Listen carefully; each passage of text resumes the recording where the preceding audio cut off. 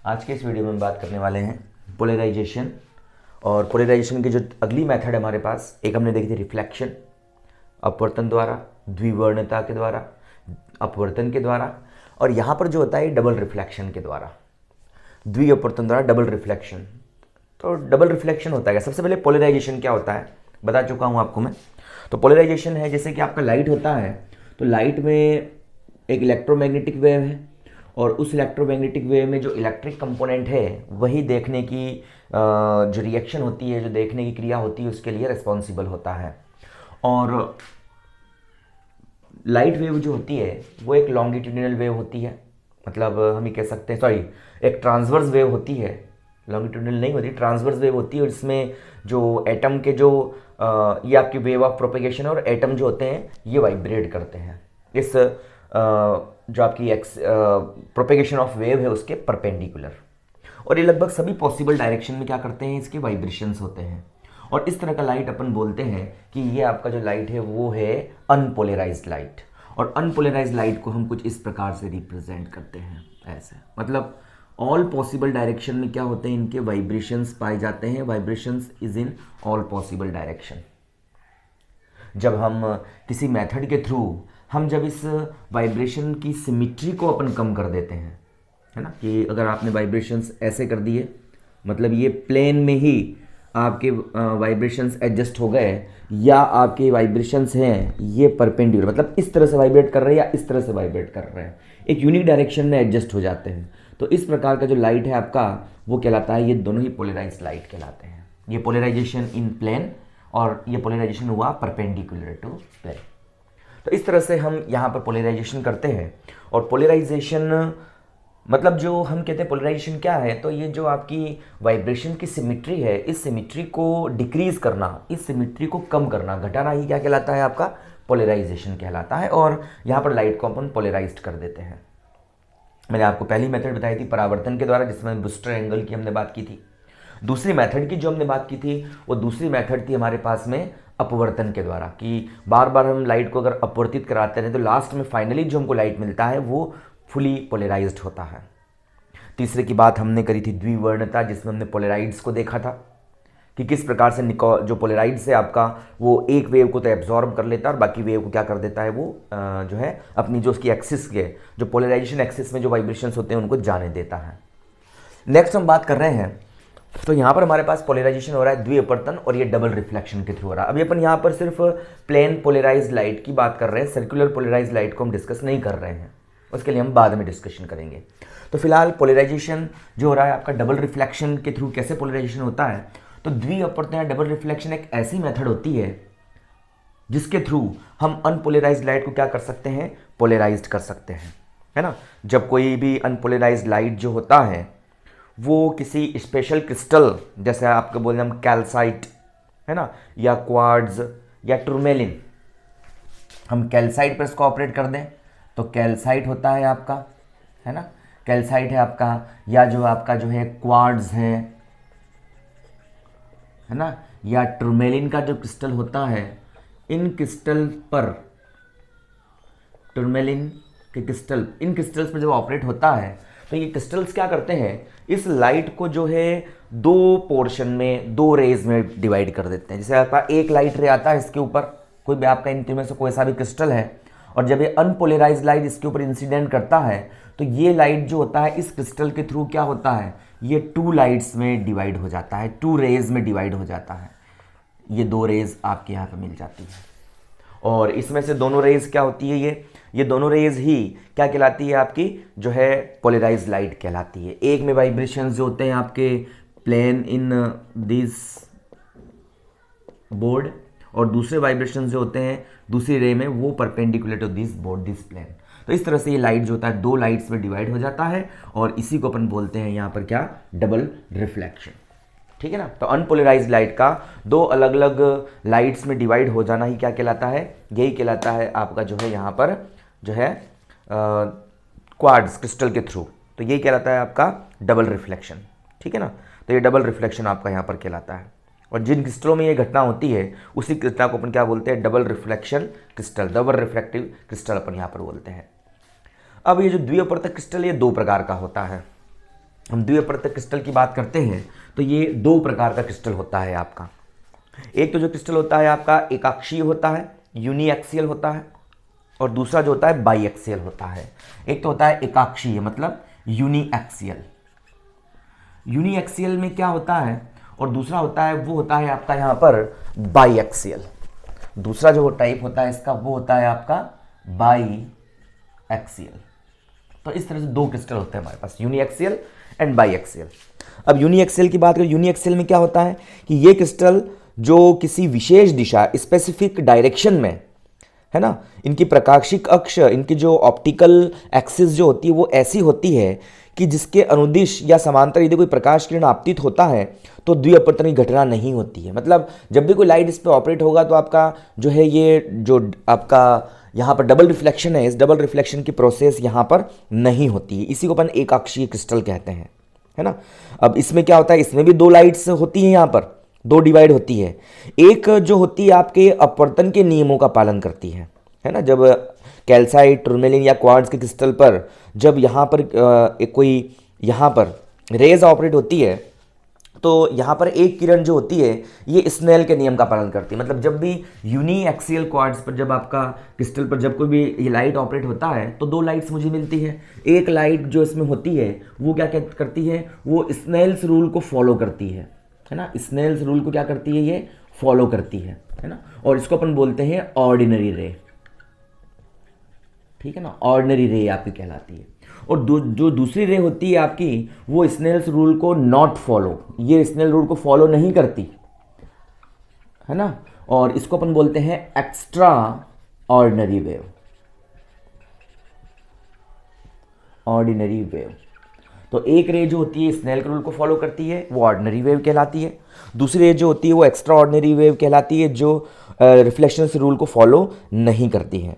जब हम यहाँ पर इन किरणों को हम पहचानना चाहते हैं, इनके आइडेंटिफाई करना चाहते हैं तो हम कैल्साइट क्रिस्टल के द्वारा इन दोनों रेज को देखते हैं। तो हमें दो यहाँ पर इमेज दिखती है, दोनों रेज की, दो रेज की दो इमेज दिखती है। यदि क्रिस्टल को हम ऊर्ध्वाधर अक्ष के सापेक्ष घुमाएं तो एक प्रतिबिंब तो स्थिर रहता है आपका, इससे ये ओ किरण द्वारा बनता है ऑर्डिनरी वेव के द्वारा, और दूसरा जो होता है वो क्या करता है आपका जो है घूमता रहता है चारों ओर, किसके, ऑर्डिनरी जो इमेज है उसके चारों तरफ, और इसको अपन एक्स्ट्रा ऑर्डिनरी वेव यहाँ पर कहते हैं, ठीक है।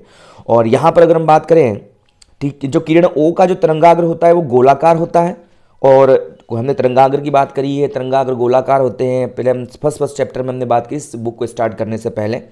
तो जो ओ किरण का तरंगाग्र होता है वो स्फेरिकल होता है, गोलाकार होता है, और ई किरण का तरंगाग्र जो होता है वो दीर्घवृत्तज होता है, मतलब इलिप्टिकल होता है। दूसरी हम बात करते हैं तो द्विअक्षीय क्रिस्टल, बाईएक्सियल। तो वे क्रिस्टल जिसमें जो है द्विअपवर्तन घटना दिखाई नहीं पड़ती है वो द्विअक्षीय क्रिस्टल कहलाते हैं। जैसे टोपाज है आपका, एर्गोनाइट है। और हम यहाँ सिर्फ एक अक्षीय क्रिस्टल की ही बात करेंगे। मतलब द्विअक्षीय क्रिस्टल में इस तरह की दो लाइट्स और रेमेस डिवाइड नहीं होती है, हम देखते हैं तो हमें दो वहाँ पर बिल्कुल भी एब्जॉर्ब नहीं होती, बिल्कुल भी हमें वहाँ पर दिखाई नहीं देती है लाइट्स। यहाँ पर हम सिर्फ यहाँ पर जो है यूनिएक्सियल की बात करेंगे। जो टोपाज होता है वो आपका बाईएक्सियल होता है ना, हम उसको डिस्कस नहीं करेंगे, हम सिर्फ यूनिएक्सियल क्रिस्टल पर ही रहेंगे। तो होता क्या है, लाइट आता है, आकर के जब इन क्रिस्टल पर गिरता है तो दो रेज में डिवाइड हो जाता है। एक रे स्नेल के रूल को फॉलो करती है, और ये जो वेव फ्रंट बनाती है वो क्या, कौन सा वेव फ्रंट बनाती है, स्फेरिकल वेव फ्रंट बनाती है ये, ठीक है ना। और दूसरी रे जो होती है वो इस स्नेल के रूल को फॉलो नहीं करती। जो स्नेल के रूल को फॉलो करती है वो ऑर्डिनरी वेव होती है, और जो स्नेल के रूल को फॉलो नहीं करती वो एक्स्ट्रा ऑर्डिनरी वेव होती है। और इसका जो आपका वेव फ्रंट बनता है वो इलिप्टिकल वेव फ्रंट यहाँ पर बनता है इसका, ठीक है। तो इलिप्टिकल वेव फ्रंट बनता है, उसका स्फेरिकल वेव फ्रंट बनता है, और स्नेल्स रूल्स, और ये not follow the Snell rules. तो इस तरह से आपका जो है ये कैल्साइट का क्रिस्टल या जो है आपका क्वार्ट्ज का टूरमेलिन क्रिस्टल इस तरह से रेज को डिवाइड कर देता है। अगर हम इसको जो रेज निकल रही है, हमें यहाँ पे बिल्कुल रेज मिलेंगी, यहाँ रेज मिल रही है, अगर इन रेज को हम देखते हैं यहाँ पर किसी इनमें से किसी भी एक क्रिस्टल की हेल्प से फिर से, तो हमें एक जो आपका ऑर्डिनरी वेव वाला जो इमेज होता है ना वो रे तो हमें स्टेबल दिखाई दे, वो रे जो इस स्क्रीन पर इमेज ड्रॉ करती है वो तो स्टेबल होती है। बट जो आपकी एक्स्ट्रा ऑर्डिनरी वाला जो इमेज होता है वो इसके चारों ओर क्या करता रहता है, कंटिन्यू घूमता रहता है, ऐसा रोटेट होता रहता है। तो ये इसकी पहचान करते हैं अपन। एक्स्ट्रा ऑर्डिनरी हमेशा रोटेट करेगा और ऑर्डिनरी इस कैल्साइट क्रिस्टल में से देखने पर क्या दिखाई देगा, आपको स्टेबल दिखाई देगा। मतलब जो इमेज आपको स्टेबल दिख रही है वो ऑर्डिनरी वेव बनाएगी, और जो आपकी रोटेट हो रही है वो क्या बनाएगी, वो आपकी एक्स्ट्रा ऑर्डिनरी वेव होगी। इसका सबसे अच्छा एग्जाम्पल जो है यूनिएक्सियल क्रिस्टल का, और यूनिएक्सियल क्रिस्टल का जो सबसे अच्छा एग्जाम्पल जो हमारे पास हमें मिलता है वो एग्जाम्पल है आपका Nicol prism. Nicol prism, Nicol prism एक व्यवस्था है, एक जो आपका अरेंजमेंट है, जिसकी हेल्प से हम क्या कर सकते हैं, हम इजीली क्या फाइंड कर सकते हैं, हम पोलराइजेशन कर सकते हैं, पोलराइज्ड लाइट को फाइंड कर सकते हैं, तथा साथ ही साथ हम जो है इस पोलराइज्ड लाइट को आइडेंटिफाई कर सकते हैं। ये हमारे पास निकोल प्रिज्म होता है। तो निकोल प्रिज्म किस प्रिंसिपल पे वर्क करता है, तो निकोल प्रिज्म जो होता है आपके, ये किस पर, द्विअपवर्तन पर, है ना। जो द्विअपवर्तन है आपका, जो आपका डाई जो है आपका पोलराइजेशन है ना, डाई रिफ्लेक्शन, डबल रिफ्लेक्शन, है ना, किस प्रिंसिपल वर्क करता है, तो निकोल प्रिज्म का जो प्रिंसिपल है वो है आपका डबल रिफ्लेक्शन। डबल रिफ्लेक्शन के प्रिंसिपल पर ये वर्क करता है, डबल रिफ्लेक्शन, इसके प्रिंसिपल पे वर्क करता है निकोल प्रिज्म। ठीक है, तो निकोल प्रिज्म डबल रिफ्लेक्शन के प्रिंसिपल पे ये वर्क करता है। अब बनता कैसे है और होता क्या है, जब भी किसी अनपोलराइज्ड लाइट को हम किसी जैसे कैल्साइट का क्रिस्टल है, जो द्विअपवर्ती क्रिस्टल, डाई आपका जो है रिफ्लेक्टिव क्रिस्टल जो होता है, जैसे कैल्साइट है, उस पर ऑपरेट करते हैं, तो यह दो ध्रुवित किरणों में, दो पोलराइज्ड रे में डिस्ट्रीब्यूट हो जाता है, विभक्त हो जाता है ना। तो यहाँ पर हम एक लाइट को क्या कर देते हैं, एब्जॉर्ब कर लेते हैं, और दूसरी लाइट को यहाँ से निकलने देते हैं। तो जो फाइनली जो लाइट मुझे आगे मिलता है वो क्या है, आपका जो है पोलराइज्ड हो जाता है। मतलब जैसे कि आपका ये आपका था, ये एक लाइट आ रहा था और अनपोलराइज्ड लाइट था, ये था बिल्कुल। जैसे ही हमने इसको किसी ऐसे क्रिस्टल जो डबल रिफ्लेक्शन के प्रिंसिपल वर्क करता है, मतलब डाई रिफ्रैक्टिव होता है, जब इस पर ऑपरेट होता है तो ये डबल आपकी रेज में डिवाइड हो जाता है, ऐसे ऐसे डिवाइड हो जाता है ये, है ना। और दोनों ही क्या होती है, आपकी अनपोलराइज्ड लाइट होती है।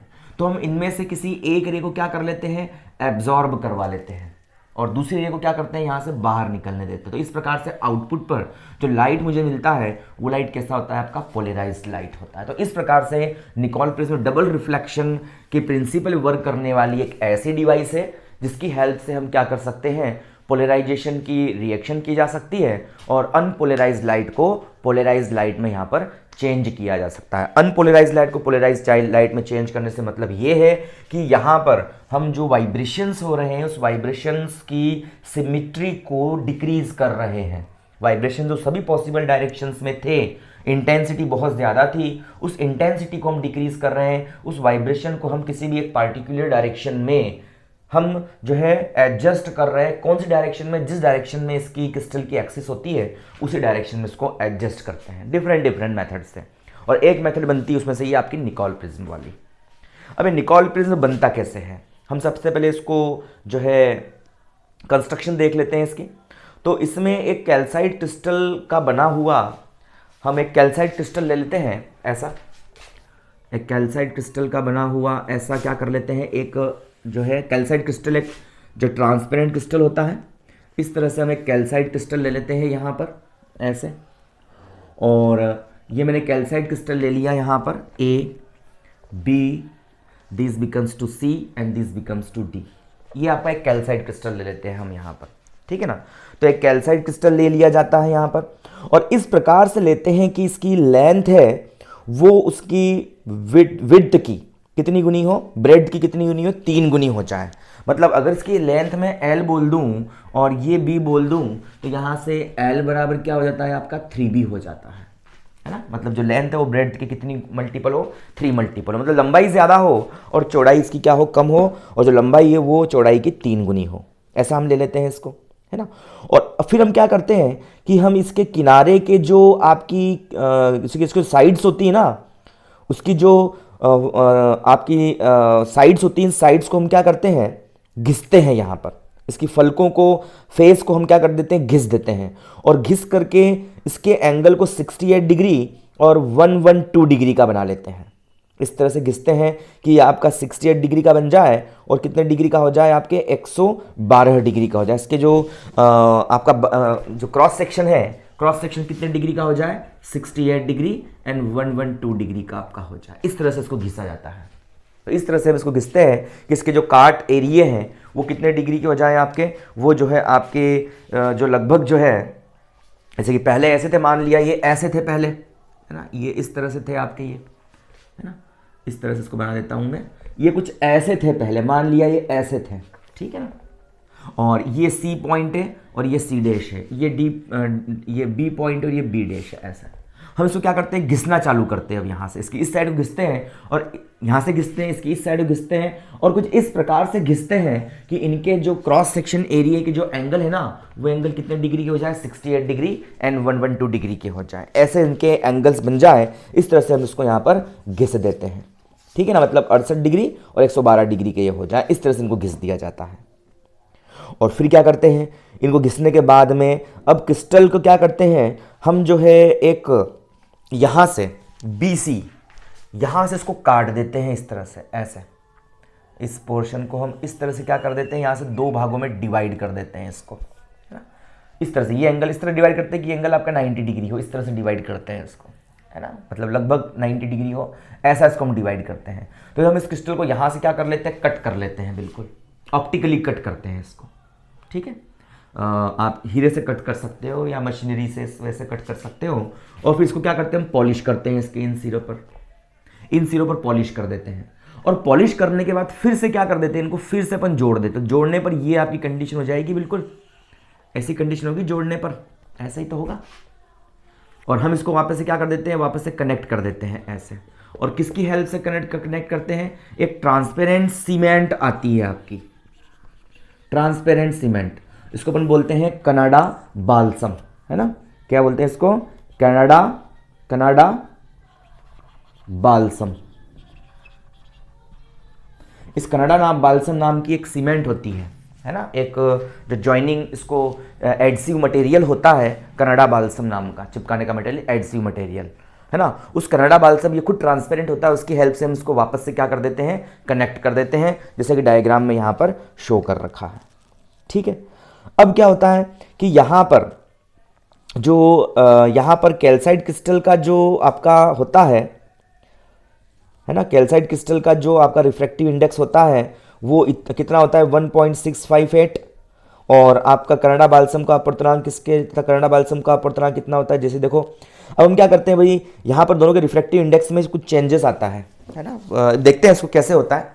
अब इस साइड से हम क्या करते हैं, इसकी लाइट को यहाँ पर अपन ऑपरेट करते हैं। जैसे लाइट यहाँ पर आपका ऑपरेट होता है, और लाइट कैसा होता है आपका, अनपोलराइज्ड लाइट होता है।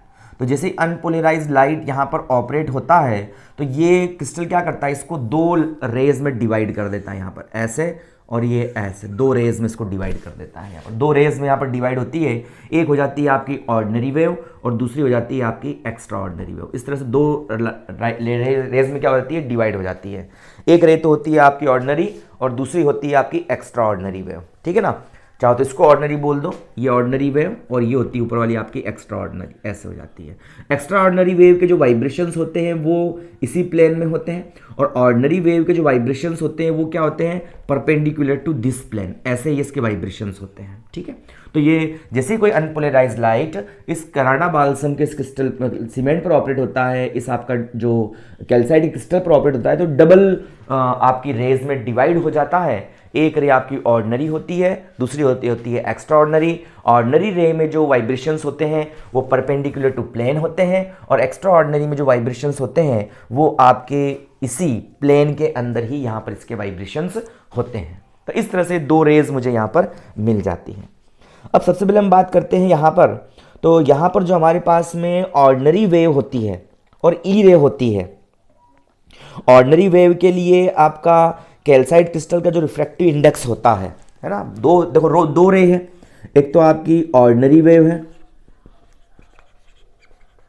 और दूसरी आपकी एक्स्ट्रा ऑर्डिनरी, ईओ से इसको रिप्रेजेंट कर देता हूं मैं, है ना। तो ऑर्डिनरी वेव के लिए जो कैल्साइट का जो रिफ्रैक्टिव इंडेक्स है वो 1.658 होता है, ठीक है। और एक्स्ट्रा ऑर्डिनरी रे के लिए जो आपका रिफ्रैक्टिव इंडेक्स होता है इस कैल्साइट के क्रिस्टल का वो होता है 1.486 होता है। दोनों के लिए अलग अलग होता है रिफ्रैक्टिव इंडेक्स, ठीक है ना। और कनाडा बाल्सम का जो रिफ्रैक्टिव इंडेक्स होता है वो रिफ्रैक्टिव इंडेक्स हम कितना लेते हैं, तो कनाडा बाल्सम का जो रिफ्रैक्टिव इंडेक्स होता है वो होता है 1.55, तो ये 1.55 हो जाता है यहाँ पर, ऐसे होता है, ठीक। मतलब जब ये लाइट इसमें एंटर करेगा तो ये दो रेज में डिवाइड होगा, एक एक्स्ट्रा ऑर्डिनरी वेव होगी, दूसरी ऑर्डिनरी वेव होगी। और ऑर्डिनरी वेव के लिए जो आपका रिफ्रैक्टिव इंडेक्स रहेगा, किसके लिए, इस ऑर्डिनरी वेव के लिए, इस कनाडा जो आपका ये जो कैल्साइट का क्रिस्टल है, इस कैल्साइट के क्रिस्टल का जो रिफ्रैक्टिव इंडेक्स होता है 1.658 होता है। और कनाडा बाल्सम जो सीमेंट है इसका रिफ्रैक्टिव इंडेक्स कितना होता है, 1.55 होता है। तो ऑब्वियस सी बात है ये आपका ऑर्डिनरी वेव के लिए ये मीडियम आपका किसका वर्क करेगा, ये डेंसर मीडियम बन जाएगा आपका, बनेगा बिल्कुल। और कनाडा बाल्सम का रिफ्रैक्टिव इंडेक्स कम है इसके कंपैरिजन में, इसका मतलब ऑर्डिनरी वेव के लिए कनाडा बाल्सम कैसा बन जाएगा आपका, ये रेयर मीडियम बन जाएगा, बनेगा बिल्कुल। भाई इसका रिफ्रैक्टिव इंडेक्स ज़्यादा है ऑर्डिनरी वेव के लिए, ऑर्डिनरी वेव के लिए कैल्साइट क्रिस्टल का रिफ्रैक्टिव इंडेक्स ज़्यादा है with compare to Canada balsam. इसका रिफ्रैक्टिव इंडेक्स ज़्यादा होने से आपका जो ऑर्डिनरी वेव के लिए कैल्साइट का crystal as a denser medium work करेगा और कनाडा बाल्सम ये एज अ रेयर मीडियम यहाँ पर वर्क करेगा। और जब लाइट आपका denser medium to rare medium enter होता है, तो लाइट जब आपका डेंसर मीडियम से रेयर मीडियम में इंटर होगा तो उस कंडीशन में क्या होगा, डेंसर मीडियम से रेयर मीडियम में जब इंटर होगा तो ये क्या हो जाएगा, यहाँ से रिफ्लेक्ट, टोटल इंटरनली रिफ्लेक्ट हो जाएगा और टोटल इंटरनली रिफ्लेक्ट होकर के ये पीछे की तरफ क्या होगा, लौट आएगा। टोटल इंटरनल रिफ्लेक्शन की क्रिया यहाँ पर होगी, क्योंकि जब लाइट आपका क्या टोटल इंटरनल रिफ्लेक्शन, जब लाइट आपका डेंसर मीडियम से रेयर मीडियम में जाता है और इंसिडेंट एंगल आपका क्रिटिकल एंगल से ज़्यादा हो जाता है तो वो लाइट वापस से उसी मीडियम, उसी डेंसर मीडियम में वापस लौट आता है। तो यहाँ पर यही होगा, कैल्साइट क्रिस्टल ऑर्डिनरी वेव के लिए डेंसर मीडियम और आपका जो कनाडा बाल्सम का जो सीमेंट है वो रेयर मीडियम की तरह वर्क करता है। और जो लाइट होती है वो इसके ऊपर जो क्रिटिकल एंगल से ज़्यादा एंगल पर ऑपरेट होती है इस कनाडा बाल्सम पर। तो ये लाइट वापस से इधर की तरफ रिफ्लेक्ट बैक हो जाती है और यहाँ पर हम क्या कर देते हैं, ब्लैक कलर यहाँ पर हम लगा देते हैं, इसके नीचे भी इसके ऊपर साइड में, दोनों साइड में ऐसे। तो हम कैसे भी यूज़ कर सकते हैं, इसको ऐसे भी यूज़ कर सकते हैं, इसको ऐसे भी यूज़ कर सकते हैं, दोनों साइड से। तो यहाँ पर ये इसका बेस जो होता है, अपर फेस जो होती है, इसको अपन ब्लैक कलर क्या कर देते हैं, इसके ऊपर लगा देते हैं। तो जैसे ही लाइट इधर आता है तो लाइट आके इस ब्लैक कलर के द्वारा एब्जॉर्ब हो जाता है, ठीक। तो ये लाइट तो एब्जॉर्ब, ऑर्डिनरी वे रे तो आपकी एब्जॉर्ब हो जाती है, मतलब जो वाइब्रेशंस इस प्लेन के परपेंडिकुलर थे वो एब्जॉर्ब हो जाते हैं। अब बचती है आपकी एक्स्ट्रा ऑर्डिनरी वेव। तो एक्स्ट्रा ऑर्डिनरी वेव के लिए क्या होता है, तो एक्स्ट्रा ऑर्डिनरी वेव जिसका रिफ्रैक्टिव इंडेक्स 1.486 होता है, इस एक्स्ट्रा ऑर्डिनरी वेव के लिए कैल्साइट क्रिस्टल का रिफ्लेक्टिव इंडेक्स 1.486 होता है। और यहाँ पर कनाडा बाल्सम का रिफ्लेक्टिव इंडेक्स कितना है, 1.55 है। तो एक्स्ट्रा ऑर्डिनरी वेव के लिए आपका जो कैल्साइट का क्रिस्टल होगा ना वो किसकी भांति वर्क करेगा, एज अ रेयर मीडियम वहाँ पर वर्क करेगा, नहीं करेगा। देखो इसका रिफ्लेक्टिव इंडेक्स इससे कम आ रहा है।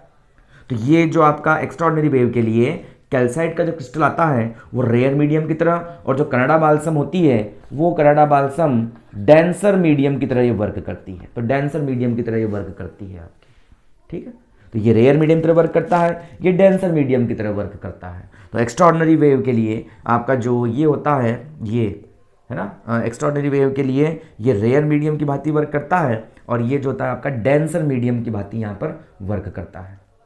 कौन, ये जो आपका ये होता है आपका जो है ऑर्डिनरी कनाडा बाल्सम, ठीक है।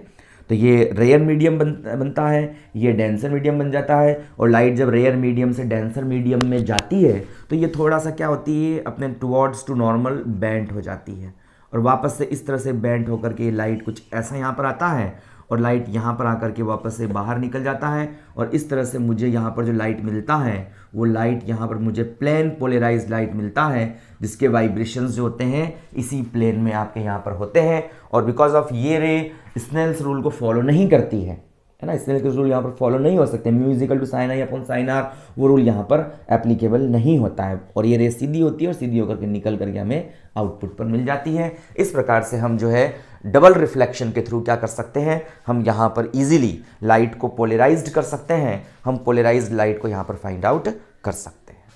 ठीक है, तो ये हो गया आपका निकोल प्रिज्म की हेल्प से लाइट को पोलराइज्ड करना। ठीक है, तो ये आप ध्यान रखना है यहाँ पर इस चीज़ का। ठीक है ना, तो यहाँ पर जो ये इतना आपको बताया मैंने, ठीक है, तो ये होता है आपका जो है डबल रिफ्लेक्शन के थ्रू कैसे पोलराइज लाइट फाइंड आउट किया जा सकता है। एग्जाम में इसको अगर पूछते हैं तो 4 to 5 मार्क्स में इसको पूछा जाएगा। तो उसके लिए बिल्कुल आपको ध्यान रखना, सबसे पहले आपको इसके बारे में बताना है कि पोलराइजेशन क्या होता है। डेफिनेशन आपको बतानी पड़ेगी कि लाइट की जो सभी डायरेक्शन में जो सिमिट्री होती है उस सिमिट्री को डिक्रीज करना और डिक्रीज करके किसी पार्टिकुलर डायरेक्शन में सेट करना, यही क्या कहलाता है आपका, यही आपका पोलराइजेशन कहलाता है। पोलराइजेशन से लाइट की इंटेंसिटी और लाइट के जो वाइब्रेशंस होते हैं उनकी डायरेक्शन यहाँ पर क्या होती है, यूनिक हो जाती है और इंटेंसिटी लाइट की थोड़ी कम हो जाती है। एक तो चीज़ हम ये कहेंगे पहले यहाँ पर। फिर दूसरा होता है हमारे पास में, तो निकोल प्रिज्म को हम लिखें। निकोल प्रिज्म क्या है, तो निकोल प्रिज्म एक ऐसी डिवाइस है, निकोल एक साइंटिस्ट का नाम है यहाँ पर। तो निकोल प्रिज्म एक ऐसी डिवाइस है जो डबल रिफ्लेक्शन के प्रिंसिपल पे वर्क करती है।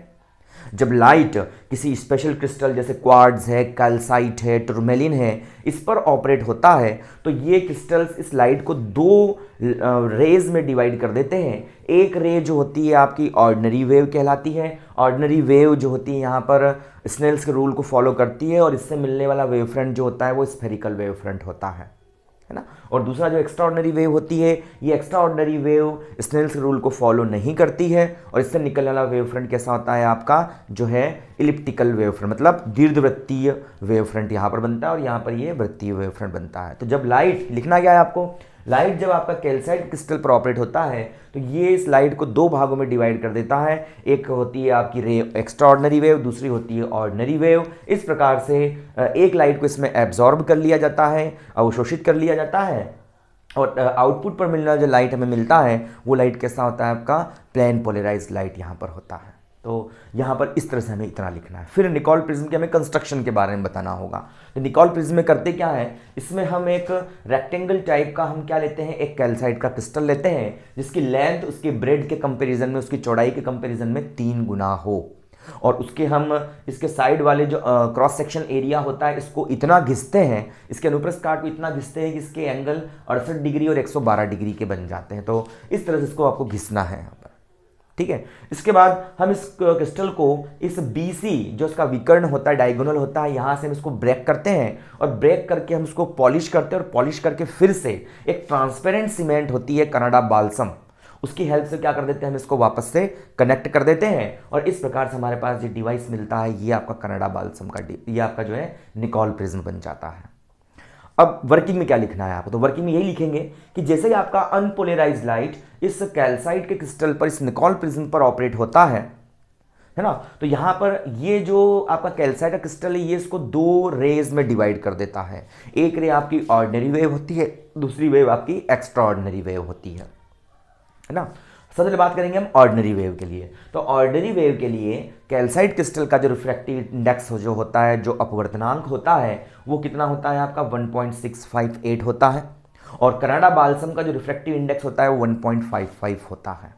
इस कंडीशन में जो आपकी ऑर्डिनरी वेव जो होती है उसके लिए कनाडा बाल्सम उसके लिए कैल्साइट जो होता है एक डेंसर मीडियम की तरह और कनाडा बाल्सम एक रेयर मीडियम की तरह वर्क करता है। और जब भी कोई लाइट डेंसर मीडियम से रेयर मीडियम में क्रिटिकल एंगल से ज़्यादा एंगल पर इंटर होता है तो वो टोटल इंटरनल रिफ्लेक्ट होकर के उसी मीडियम में वापस लौट आता है। इसी तरह से यहाँ पर ऑर्डिनरी वेव जो होती है वह भी क्रिटिकल एंगल से अधिक एंगल पे इस पर ऑपरेट होती है और टकरा करके वापस से इसी मीडियम में लौट आती है और ये हो जाता है हमारे पास में क्या, यहाँ पर नीचे वाली जो सरफेस होती है वो ब्लैक कलर की हुई होती है तो ये इसके द्वारा एब्जॉर्ब कर ली जाती है, इसको हम आउटपुट डिफाइंड नहीं करते। दूसरा लाइट जो होती है आपकी एक्स्ट्रा ऑर्डिनरी वेव होती है और एक्स्ट्रा ऑर्डिनरी वेव के लिए जो आपका कैल्साइट क्रिस्टल का रिफ्रैक्टिव इंडेक्स 1.486 होता है और कनाडा बाल्सम का 1.55 है ही सही। तो एक्स्ट्रा ऑर्डिनरी वेव के लिए जो कैल्साइट क्रिस्टल होता है वो एक रेयर मीडियम की तरह वर्क करता है और कनाडा बाल्सम एज अ जो है आपका डेंसर मीडियम की तरह वर्क करता है यहाँ पर। तो जब लाइट आपका rare medium to denser medium जाता है तो इस तरह से ये यहाँ से थोड़ा बहुत रिफ्लेक्ट होकर के रिफ्लेक्शन इसका होता है और आउटपुट पर हमें ये लाइट मिल जाता है। ये लाइट आपका प्लेन पोलराइज्ड लाइट होता है और इस प्रकार से ये लाइट कैसा होता है, आपका पोलराइज्ड लाइट होता है। तो हम क्या कर सकते हैं, हम कैल्साइट इस निकोल प्रिज्म की हेल्प से हम क्या कर सकते हैं, हम जो है यहाँ पर लाइट को पोलराइज्ड कर सकते हैं। और साथ ही साथ अगर हमारे पास कोई भी लाइट है, उस लाइट को हमको चेक करना है, तो उसके लिए हम क्या है, यहाँ पर जो है बिल्कुल है, हम चेक कर सकते हैं इसकी हेल्प से कि लाइट आपका पोलराइज्ड है या नहीं है। तो इस तरह से जो है आपका निकोल प्रिज्म वर्क करता है और इसका प्रिंसिपल जो होता है वो डबल रिफ्लेक्शन इसका प्रिंसिपल होता है।